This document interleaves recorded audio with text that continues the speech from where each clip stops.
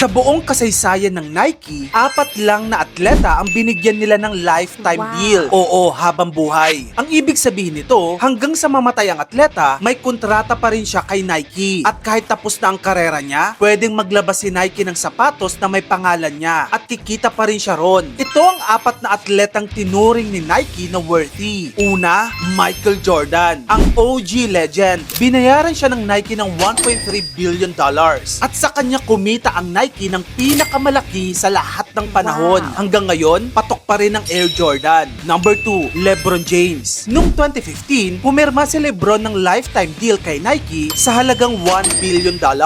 Number 3, Cristiano Ronaldo. Ang kontrata niya $1 billion din. At ayon sa mga reports, kumikita si Cristiano ng $24 million kada taon. Number 4, Kevin Durant. Pumirma si Kevin ng lifetime deal na halos $1 billion din ang halaga. 4 lang sa libo-libong atleta sa mundo ang nakaabot sa ganitong level. Grabe, no?